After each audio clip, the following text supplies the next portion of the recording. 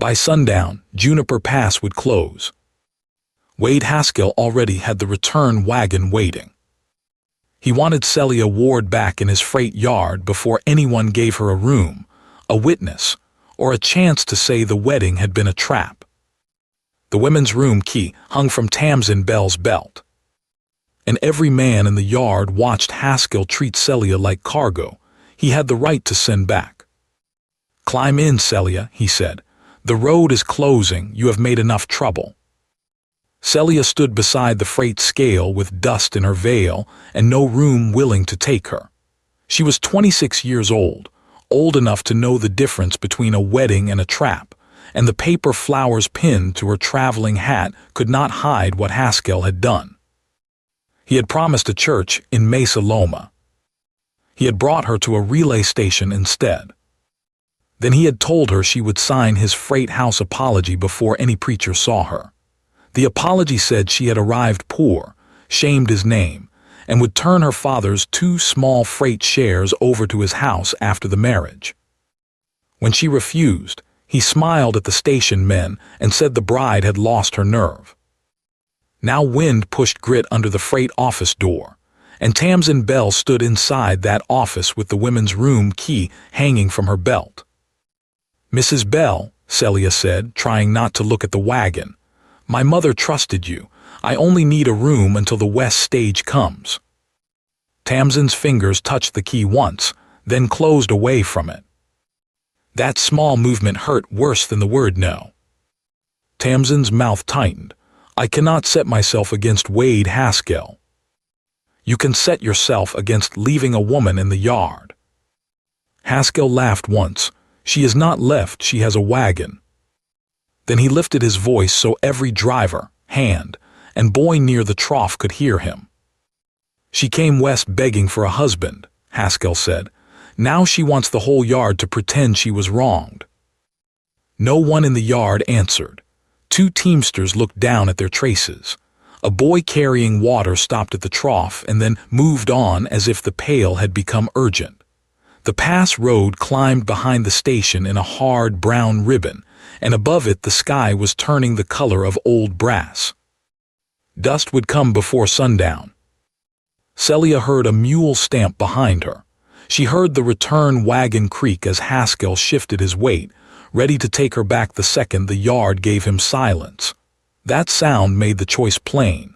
If she climbed in now, every town west of the pass would hear his version first. Celia saw the truth in every face. They did not all like Wade Haskell. They simply needed his freight. A buckboard rolled in from the lower road before Haskell could speak again.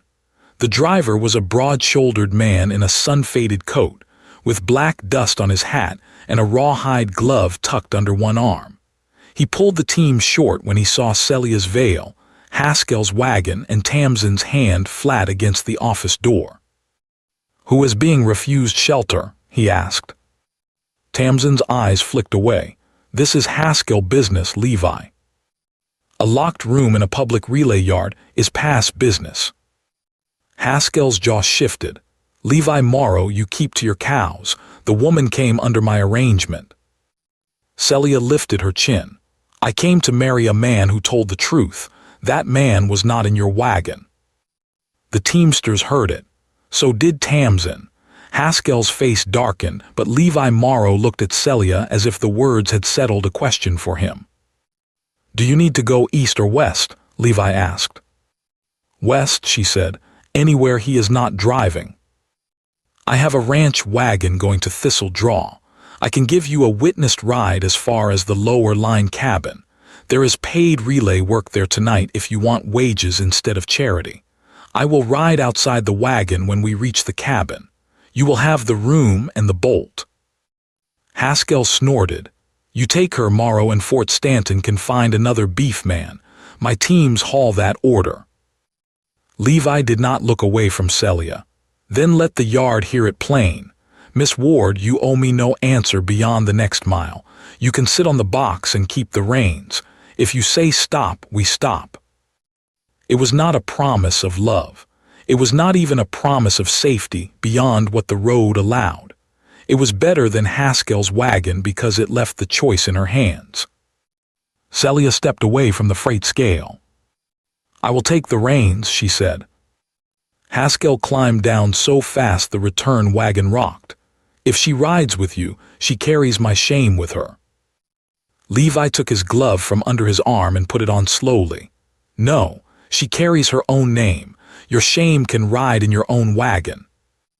For the first time that afternoon, one of the teamsters raised his head. Celia did not wait for courage to grow larger. She gathered the small carpetbag Haskell had thrown beside the scale and walked to Levi's buckboard. Tamsin Bell stayed in the office doorway with the key still hanging from her belt. Celia looked at that key once, not because she wanted it now, but because she wanted to remember who had refused to turn it. Levi helped her only by holding the wheel steady. He did not touch her waist. He did not crowd her. When she climbed onto the box, he handed her the lines. "Road pulls left after the dry wash," he said. "Let the bay have his head there. He knows the stones." Celia wrapped the lines around her fingers, felt the living strength of the team, and realized her hands had stopped shaking. Haskell called after them as the buckboard moved. "The pass will close before dark tomorrow. When she begs for a roof, remember who owns the freight sheds." Levi walked beside the team until the yard fell behind them. He did not climb up until Celia nodded. Even then he sat on the far end of the box, one boot braced, his hands visible on his knees. For a while there was only the creak of wheels and the dry hiss of sand across greasewood. Juniper Pass narrowed ahead, sharp with rock, mesquite, and slopes that looked ready to slide if the wind struck them hard enough. "You said relay work," she said. "Lower cabin needs a hand tonight. My line rider left after Haskell bought his brother's debt. Storm shutters have to be fastened before the dust comes. Teams may need holding if the pass backs up." "You offered that to a woman in a wedding veil." "I offered it to a woman who asked for a room and got a wagon pointed at her." She looked down at the reins. "I know freight yards better than parlors. My father hauled dry goods between Socorro and the southern mines. He taught me team calls before he taught me hymns." Levi's gaze changed. He had seen the veil first, as everyone had. Now he saw the hands under it. "Then you know what this wind means." "It means the dust is already lifting east of the flats," Celia said. "It means anyone still below the cut at sundown will be blind." "That is what I thought." "Then why were Haskell's teams still loading?" "Because he would rather trap freight in the pass than let my cattle order reach the fort on time." The words were plain, but the cost inside them was not. Celia had seen men speak of money before. Levi spoke as if the contract were tied to more than profit. "If he stops your order because of me, your men will blame me," she said. "Some will. And you still took me out of that yard." Levi looked at the road. "My wife died on this pass 5 years ago because I let a freight deadline speak louder than weather. I know what it costs when a man calls a schedule more important than a woman standing in front of him." The sentence lay between them like a hard stone. Celia did not pick it up. She only loosened the reins as the bay felt for the left pull near the wash. "Then we had better keep your team moving," she said. By the time the thistle-draw yard appeared, the sun was a pale disk behind dust. The ranch was not pretty. Its buildings crouched low against the wind, all adobe, cedar beams, and hammered tin shutters. A corral stood half empty. Men were tying canvas over feed stacks with the quick, angry motions of people racing weather. A tall foreman with a gray beard came off the porch when he saw Celia on the box. "Levi," he said, "tell me Haskell did not see her leave with you." "He saw." The foreman shut his eyes for one beat. "Fort Buyer is waiting on those beeves. Haskell's freight teams pull the chuck wagon and salt. If he cuts us off, we are stuck." Celia climbed down before Levi could answer. "My name is Celia Ward. If there is work to do, point me at it. If there is only talk about me, I would rather hear it while my hands are useful." The foreman's eyebrows lifted. Levi's mouth almost moved into a smile, but not quite. "Mr. Quinn, the South shutters. Those take 2 men. Then give Miss Ward the lighter brace." Quinn looked at her veil, then at the dust line, then at Levi. "Haskell will call this a bride theft by morning." One hand muttered, not softly enough, "All this over a bride we did not send for." Celia heard him, so did Levi, but she answered before Levi could. She pulled the veil pins from her hat and folded the dusty net into her bag. A thief does not ask the stolen thing where she wants to sit. The yard went quiet for one breath, then Quinn pointed at the shutter. "Brace goes there." The men moved. That mattered in a yard where every minute counted. Celia worked beside them until the first shutter slammed into place. The brace was heavier than Quinn had admitted. A splinter cut the base of her thumb. She wrapped it in her handkerchief and kept lifting. Levi crossed the yard twice, once to check the lower corral, once to send a rider toward the pass. Each time his eyes found her, not to see whether she looked grateful, but to see whether she was steady. No man had watched her like that in months. At supper, there was no table ceremony. The crew ate standing in the tack room while dust slapped the walls. Levi set a tin plate on a feed chest near Celia and then stepped back. "You can eat before the men crowd in," he said. "I do not need hiding." "No," he said, "you need food before more questions." That was different. She took the plate. Quinn came in with a folded notice in his hand and anger under his mustache. Ryder came from the lower gate. Haskell chained it. Says no thistle draw stock or freight passes until you return what interferes with his household arrangement. Celia's fork stopped halfway to her mouth. Levi held out his hand. Quinn gave him the paper. Levi read only the first line before crushing it in his fist. "There is the live move," Quinn said. "Not gossip now, gate." Celia put the plate down. "The lower gate is not his." "He leases the freight shed beside it," Quinn said. "That is close enough for men who owe him." Levi looked toward the darkening pass. "He wants me to send you back before the dust makes him prove he can control that road. And if you do not, he will hold the gate until our teams miss the fort deadline." The room waited on Levi. Celia heard it. The men needed him to say that one woman was not worth a contract. She had heard that answer in softer words all day. Levi laid the crushed notice on the feed chest. "We ride to the lower gate before dawn," he said. "Tonight we hold the shutters. Miss Ward sleeps in the storeroom. I sleep in the saddle room. Quinn, you keep the key and give it to her, not to me." The foreman's stare lasted a long moment. Then he took the key ring from his belt, worked one key loose, and placed it on the feed chest in front of Celia. "Storeroom bolt sticks," Quinn said. "Kick it low." Celia looked at the key. She did not thank him in a sweet voice. Gratitude felt too small for what had just happened, and too dangerous if she made it sound like a debt. "I will be ready before dawn," she said. Levi's eyes moved to hers. In them she saw the strain of a man spending money, trust, and old grief all at once. She also saw a question he did not ask. Could he want her near because she mattered, not because she needed saving? She had no answer yet, but when she took the key, she took it with her fingers steady. The storeroom had one narrow cot, a flour bin, and a small window that looked toward the line cabin road. Celia washed her cut hand in a basin Quinn left outside the door, then kicked the bolt low as he had told her. It slid home with a scrape that sounded better than music. She did not sleep at once. The ranch yard kept moving after dark. Men hauled rope under the lean-to. Someone cursed at a loose shutter. The wind rose, struck the wall, fell back and came again. Celia sat on the cot with her boots on and listened for the kind of steps that meant Haskell had come after her. Instead she heard Levi's voice, low and firm, near the water trough. If you ride for Haskell tonight, Ezra, take your bedroll and do not come back under my brand."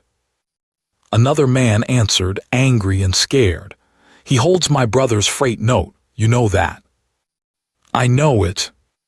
"Then you know why I cannot cross him for a woman I never saw before supper." There was a silence. Celia moved closer to the window, not enough to show herself, enough to hear. Levi said, "This is not only for Miss Ward. Haskell chained a road because he wanted a person returned to him.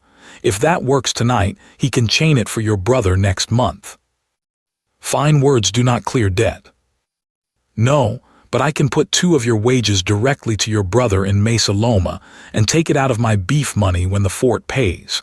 If the fort does not pay, I carry the loss." Ezra's anger dropped into something rougher. "You would do that?" "I should have done it before Haskell made you choose in the dark." Another man near the trough spoke low. "Haskell hears of this, he will call us thieves." "Then he can say it in daylight," Levi said. "Tonight we keep the road from owning us." Celia stepped back from the window. Levi had risked the contract in public. Now he was spending for money he might never receive, not to impress her, but to keep a frightened hand from becoming Haskell's tool. A perfect man would have made a grand speech and expected gratitude. Levi Morrow sounded tired, practical, and afraid of failing too late. That made him harder to dismiss. At dawn, before they rode to the lower gate, Levi knocked once on the storeroom wall instead of the door. "Coffee in the yard," he said. "Quinn says your hand needs wrapping." Celia opened the door with the key already in her palm. "Does Quinn give orders to everyone?" "Only to people he respects enough to scold." She nearly smiled. "Then I am honored." Levi held out the clean cloth, but did not cross the threshold. "May I?" Celia looked at his hand and thought of Wade Haskell touching papers, reins, money, and sleeves, as if everything became his by contact. "Yes," she said. Levi wrapped the cut and stepped back.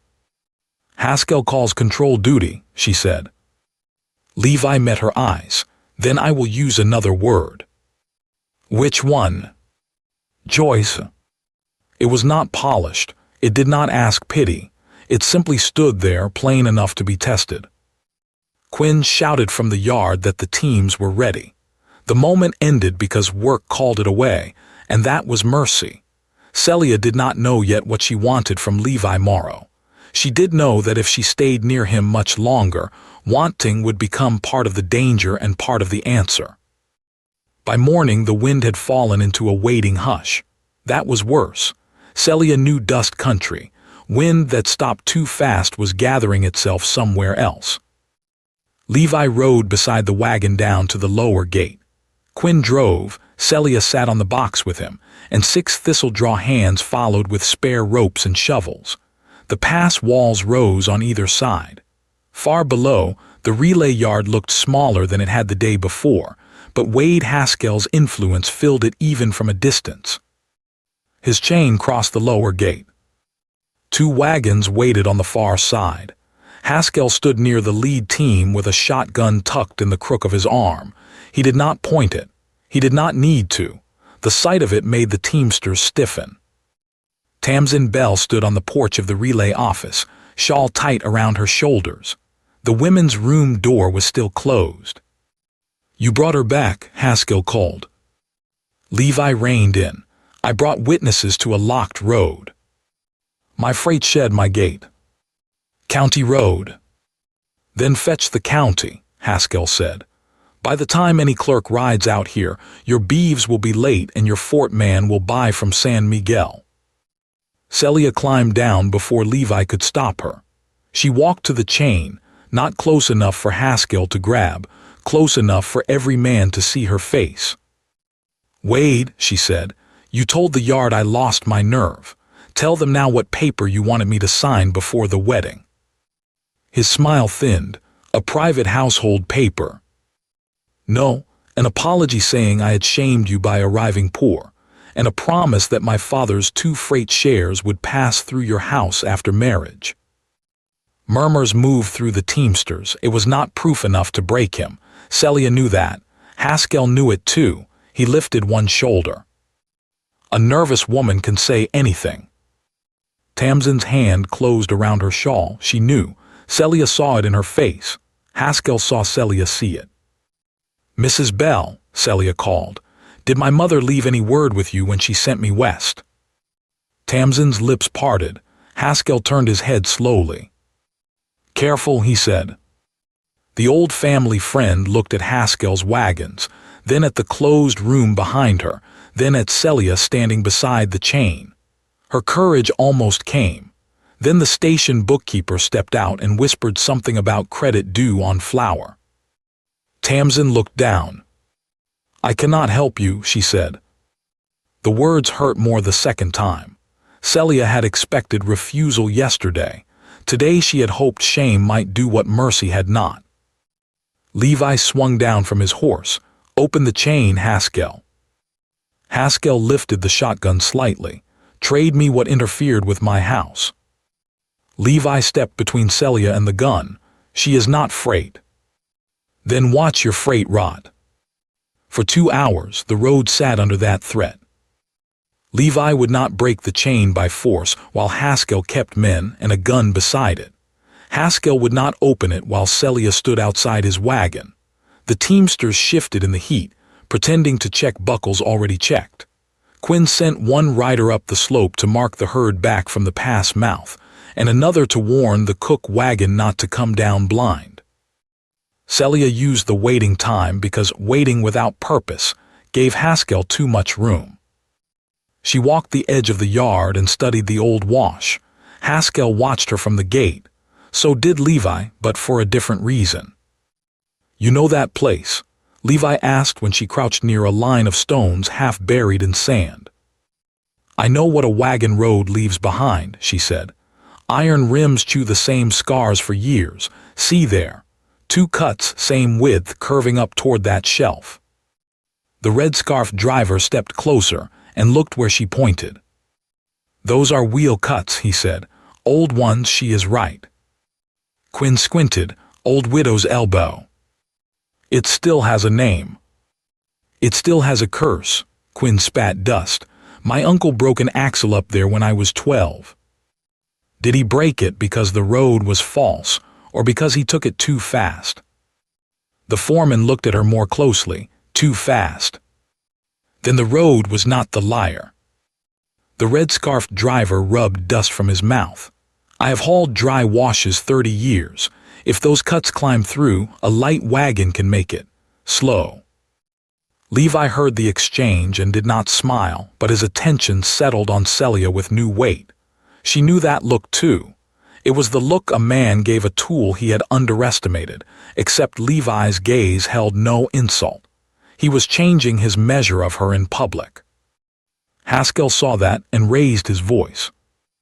"Morrow, your men are letting a runaway bride red dirt while the fort waits on beef. That is what Thistle Draw has become." One of Haskell's teamsters laughed because he thought he was supposed to. The laugh died when nobody joined it. Celia rose and brushed sand from her palms. "A road is a road whether a bride names it or a broker does." "You are not a bride," Haskell snapped. The yard went quiet.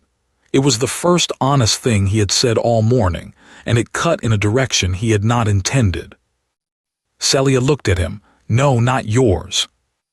She turned so the teamsters could hear her. "Runaway bride," she said. "A runaway does not stand at the drop and lead your men home." Levi stepped closer, but she did not need him to answer the rest. The teamsters had heard enough to know Haskell's claim was shrinking. That made him more dangerous, not less. The dusk came at noon. It did not arrive as wind at first. It came as a brown wall beyond the east flats, low and rolling, eating the horizon. Men who had been arguing stopped. Mules tossed their heads.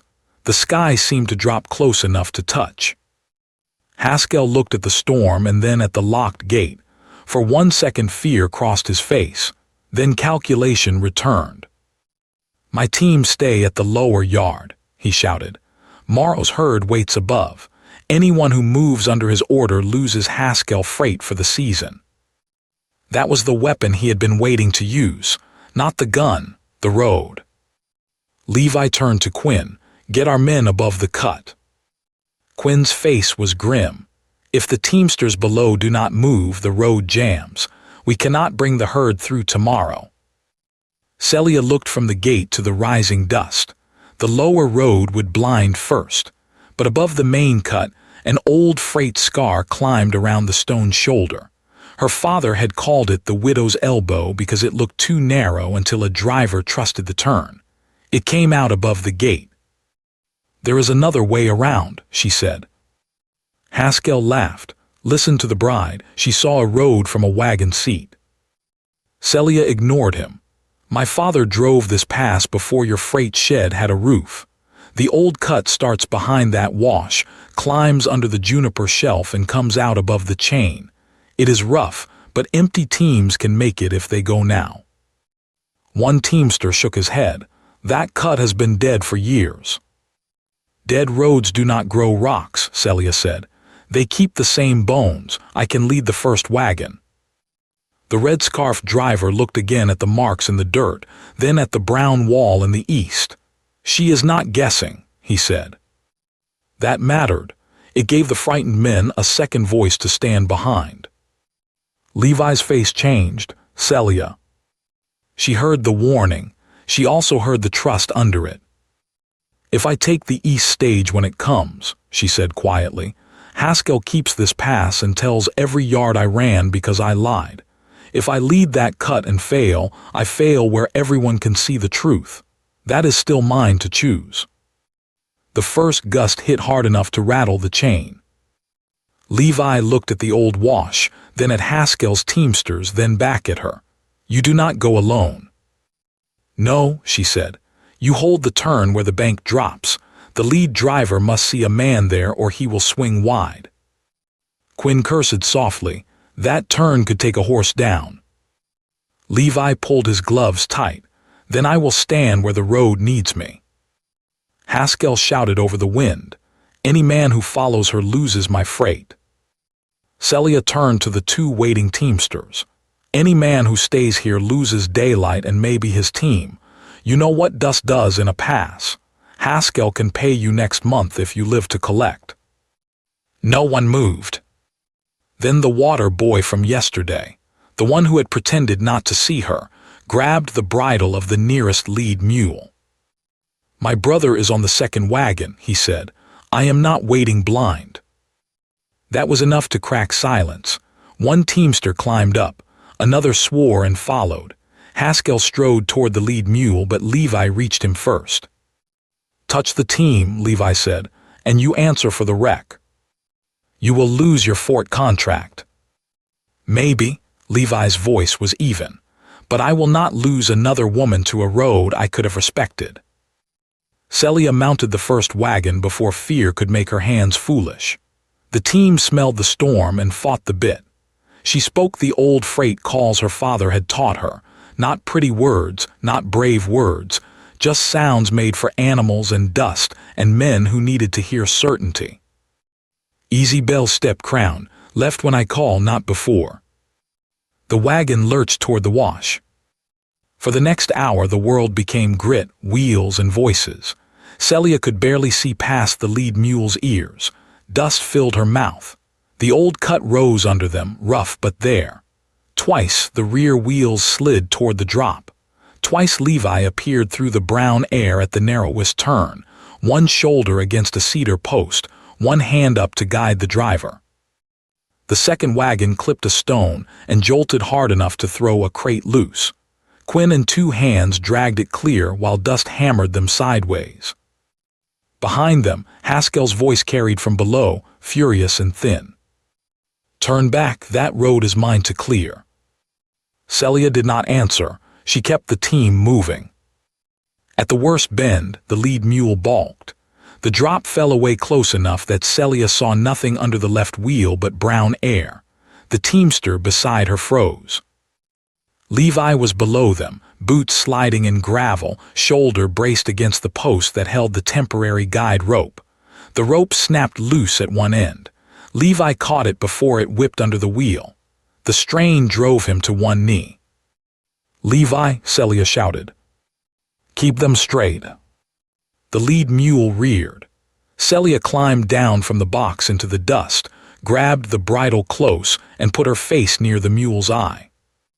"No," she said, low and hard. "You do not get to be more frightened than I am." The animal trembled, so did she, but her hand held. Behind her, Haskell's men had followed far enough to see Levi down at the rope and Celia at the mule's head. Haskell pushed through them, face streaked with dust, shotgun gone now, both hands free for grabbing. "Give me that team," he shouted.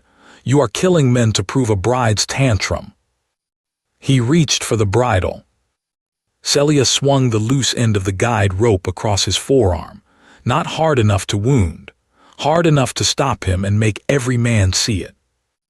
"You locked the safe gate," she said. "You do not get to call this danger mine." The teamster beside her came alive. He jumped down and took the second mule. Quinn reached Levi and hauled him up. The guide rope went tight again. Celia stepped backward, calling the team with every bit of breath she had left. The wagon rolled through. One wagon. Then two. Then three. When the dust thinned near evening, Haskell's chain still hung across the lower gate, but it no longer mattered. His wagon stood below it, half-loaded and useless. The teamsters he had threatened were above the cut, alive, angry, and looking at Celia as if she had become the road itself. Levi had a bleeding scrape along his temple and a limp he tried to hide. Celia saw both. She also saw that he looked at her first, before the herd, before the contract, before the men. That look frightened her more than the drop had. Not because it claimed. Because it waited. They brought the wagons into Juniper Pass Yard just before dark. The storm had left the station coated in brown dust. Tamsin Bell stood on the porch with a lantern in her hand. Haskell arrived behind them on a lathered horse, rage making him careless. "No freight moves through this yard unless I say it moves," he shouted. No one answered. He strode to the first wagon and grabbed the side rail. "I said unload Morrow's goods. My teams return east." The driver looked at Celia, then at Levi, then down at Haskell. "Your chain kept us below the storm." "I own your season." "You owned it this morning." The driver's words dropped into the yard with more force than a gunshot. The other teamsters heard them and began untying Haskell's marked crates. Not Levi's goods, Haskell's. They rolled sacks, boxes, and barrels off the wagons and stacked them beside the freight shed door. Haskell lunged for the nearest crate. Quinn caught his arm. Levi stepped forward, but Celia touched his sleeve. "No," she said. "Let him hear it from the men he kept blind." The water boy stood on a wagon tongue, small and dust-coated and shaking with the nerve of his own voice. "We haul thistle draw first," he called. They opened the cut. Haskell locked the gate. The station yard changed in plain sight, not with a cheer, not with a speech. Men simply moved their bodies to a different order. Haskell shouted names, debts, threats. He called 3 names in a row. Not one man answered the way he expected. One by one, those threats failed to lift a crate back onto his wagon. A teamster who had kept his eyes down the day before took Haskell's marked rope off the lead wagon and dropped it in the dust. "Not on my team," he said. The sound of that rope hitting dirt turned every head in the yard. Then Tamsin Bell came down the porch steps. In her hand was the women's room key. Celia went still. Tamsin stopped in the middle of the yard, where the teamsters could hear her, and Haskell could not pretend she was whispering. "Wade Haskell covered my flour account for 6 months, she said. "He said if I gave Celia Ward a room, he would call the note. I refused the daughter of a woman who once fed me when my own stove was cold." Her voice cracked, but the crack did not pay the debt. Celia waited. Tamsin turned to the bookkeeper. Close Haskell's credit in the station. No more room held for his say-so. The women's room opens by need, not by freight account. The bookkeeper stared at her. We cannot cover the flour. Then I sell the silver coffee urn and my late husband's watch chain. That was cost. Not enough to mend everything, but enough to make the yard understand the refusal had not been free. Tamsin walked to Celia and held out the key. I should have opened it yesterday. Celia looked at the key, but did not take it. Open it now, she said. Not for me only, for the next woman Wade Haskell wants left outside. Tamsin's face folded with shame. She turned, crossed the porch, and unlocked the room herself. She pushed the door wide and left the key in the lock where everyone could see it. Haskell stared at the open door as if a wall had fallen. You think this ends me, he said. I still have freight east of here. I still have notes in 3 towns. Celia faced him. Her hair had come loose. Dust streaked the front of her dress. The paper flowers on her hat were crushed flat in her carpetbag.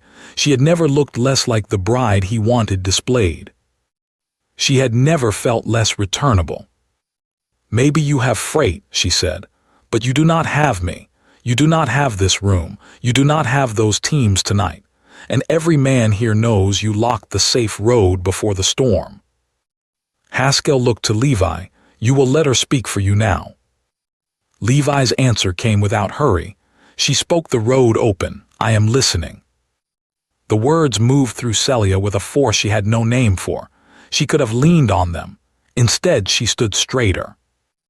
Haskell made his last try then. He pushed past Quinn and went for the lead team, the same bay and brown pair that had hauled the first wagon through the cut. If he could take them, even for a minute, he could turn the yard into a fight over property instead of danger. Celia moved before Levi did. She stepped between Haskell and the team and took the bridle in her cut hand. No, she said. Haskell's eyes flashed. That is not your animal.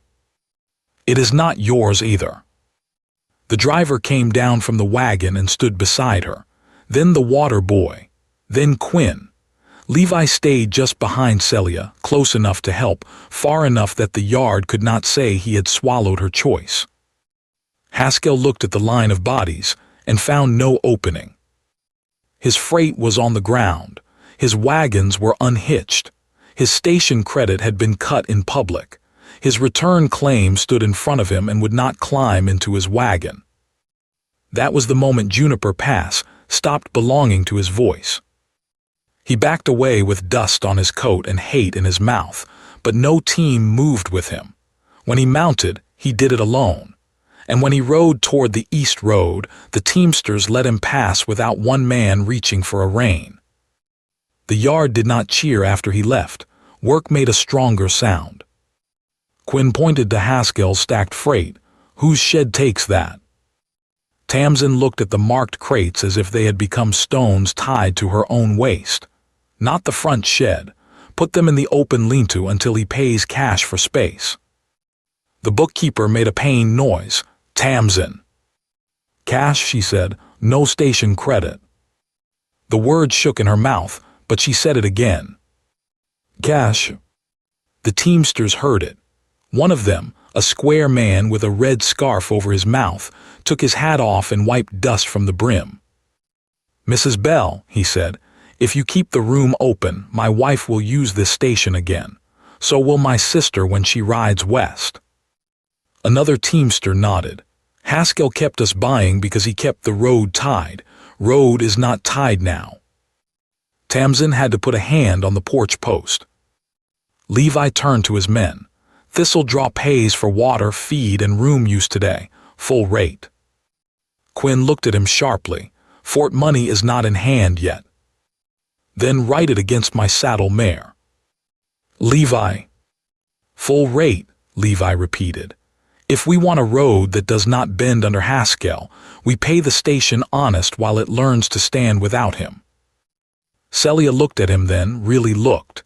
He was not just fighting Haskell. He was building the thing that had to exist after Haskell. That was harder. It made a future with feed bills, room keys, tired drivers, and a woman who could enter a relay office without begging a broker for mercy. The water boy dragged Haskell's first crate toward the lean-to. It was too heavy for him. Celia crossed the yard and took the other side. "On 3, she said. He blinked at her. "Miss Ward, you do not have to." "I know." Together they moved it, then another. Then Quinn came, grumbling, and took the heavy end from both of them. The yard's shape changed by the minute. Haskell's freight left the center. The women's room door stayed open. Levi's wagons lined toward the fort road. Celia's hands worked until they no longer trembled from the storm. Levi swayed once after Haskell disappeared beyond the shed. Celia saw it and caught his sleeve. "You are bleeding again," she said. "I have had worse from a gate." "That is a foolish answer." "Likely." She almost smiled. Then the yard seemed to rush back around her, loud with men, animals, crates, and the opened room behind her. She had won something, but winning did not make her suddenly rested. Her legs shook now that she had stopped using them for courage. Levi saw that too. "The west stage comes at first light," he said. "Tamsin can send you west, east, or south. Thistle Draw will pay you for the work already done. No one in this yard gets to name your road for you." There it was. The thing a lesser man would have used as a proposal, he used as a door left open. Celia looked toward the room Tamsin had unlocked. "And if I stay through the fort delivery?" Levi's throat moved. "Then I will be grateful for the work." "Only grateful." His eyes lifted to hers. The yard noise seemed to pull back, not because the world had gone soft, but because the question had finally stepped into daylight. "No," he said, "not only grateful, but wanting you does not give me a right to shorten your choice." Celia's fingers tightened around the strap of her carpet bag. "Wade wanted a signature before a vow. You are offering wages before a question." "I am offering both in their proper order." "What is the question?" Levi glanced toward the opened room, toward the yard that still needed work, toward the road where the morning stage would come. He did not hide from any of it. "When the delivery is done, and only if you still want to hear it, I would ask if I may court you, properly, in daylight, with no wagon waiting to carry you anywhere you have not chosen." Celia had thought such words would make her feel trapped because they pointed toward a future. Instead, they left space around her. "Then ask after the delivery," she said. His face changed before he could stop it. Hope did not make him young. It made him brave in a different way. That night Celia slept in the women's room at Juniper Pass. She put the chair under the latch because she wanted to, not because a man told her to. The room smelled of dust, lye soap, and old cedar. It was not grand. It was not a bridal room. It was a room that had been refused and then opened in front of witnesses. Before she slept, Tamsin came to the door with a folded cloth and a basin. "For your hand," she said. Celia took the basin. She did not move the chair. Tamsin saw that and nodded once. "Fair." "You can begin repair in the morning," Celia said. "There will be women on the west stage. Keep the room open." "I will." "And when Haskell sends for his account?" "Cash," Tamsin said. Her voice was quiet this time, but it did not break. Celia believed her enough to close the door, not enough to forget. That was also fair. Morning came hard and clear. The dust had blown east. Juniper Pass looked scraped clean, every rock sharp, every mistake visible. Haskell's freight still sat beside the shed. Levi's wagon stood ready for the fort road. Quinn had men checking wheels. The water boy carried buckets openly now, no longer pretending not to see. The west stage came after sunrise, with one empty seat. Celia stood on the porch in a plain blue work dress Tamsin had found in the room trunk. Her wedding dress hung washed over the rail, not as a banner, not as a wound, just as cloth that had survived a dirty road. The driver tipped his hat. "Seat open, Miss Ward. West Road is clear." Every person in the yard seemed to hear the offer. Levi stood near the lead wagon with a bandage at his temple. He did not step toward her. He did not speak. That was harder for him than any gate had been. Celia could see it. His hands flexed once and then went still. She walked down the steps with her carpet bag. She crossed the yard to the stage. The driver reached for the bag. Celia held it a moment longer. If she climbed in, no one would stop her. That was the first true safety Juniper Pass had given her. She looked at Tamsin, who stood beside the open women's room with no key on her belt. She looked at Quinn, already calling men toward the wagons. She looked at Levi, who waited with the discipline of a man letting hope cost him something. Then Celia handed the carpet bag to the stage driver. "Take this to the lower relay room," she said. "I will need it there after the fort wagons roll." The driver grinned. "Not riding." "Not this morning." "You sure?"